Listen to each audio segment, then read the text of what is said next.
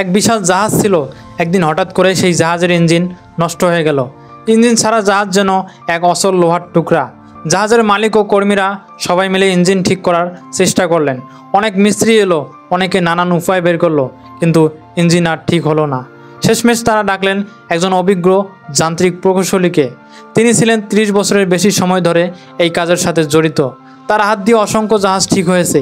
প্রকৌশলী আসলেন, তারপর শান্তভাবে জাহাজের চারপাশ দেখলেন। ইঞ্জিনের উপরে, নিচে, ডানে বামে সব দিক খুব মনোযোগ দিয়ে দেখলেন।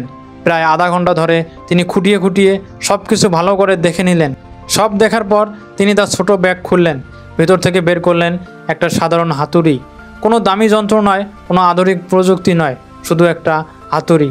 তিনি ইঞ্জিনের এক নির্দিষ্ট জায়গায় আস্তে করে হাতুড়ি দিয়ে টোকা দিলেন, আর সাথে সাথেই সেই ইঞ্জিন আবার চালু হয়ে গেল। জাহাজ ঠিক হয়ে গেল।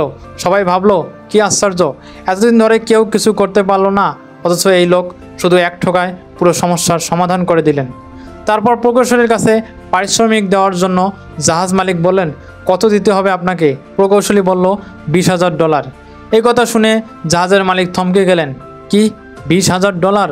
আপনি তো আমার জাহাজে তেমন কিছুই করেননি, শুধু একবার একটা হাতুড়ি মেরেছেন, আর এর জন্য $20,000? মালিক রেগে বললেন, আমি এই $20,000-এর বিস্তারিত হিসাব চাই।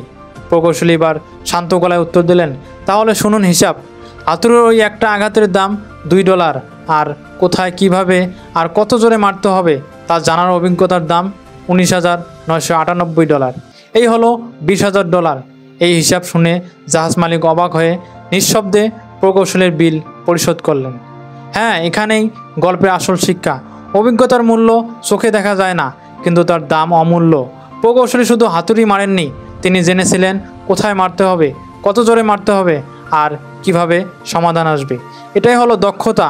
জীবনে বাস্তবতার সাথে এই গল্পের অনেক মিল আছে। ধরো তুমি কোনো শিক্ষককে দেখছো, যিনি সহজভাবে কঠিন বিষয় বুঝিয়ে দেন। মনে হতে পারে, আহা, এ তো খুব সহজ, কিন্তু সেই সহজের পিছনে লুকিয়ে আছে বহু বছরের চেষ্টা আর অভিজ্ঞতা। একজন ডাক্তার হয়তো মাত্র কয়েক মিনিটে তোমাকে সঠিক ঔষধ লিখে দিলেন। মনে হতে পারে এ কাজ তো তেমন কিছুই নয়, কিন্তু তিনি জানেন কিভাবে চালু রোগ চিনতে হয়, কারণ তিনি বহু বছর ধরে পড়েছেন, শিখেছেন, অভিজ্ঞতা অর্জন করেছেন। একজন শিল্পী হয়তো কয়েক মিনিটে একটা ছবি এঁকে ফেলেন। আমরা ভাবি এত অল্প সময়ে কাজ শেষ, কেন এত দাম? কিন্তু তিনি বছর বছর প্র্যাকটিস করে সেই দক্ষতা অর্জন করেছেন। একজন বক্তা কয়েক মিনিট কথা বলে মানুষের মন জয় করে নিলেন।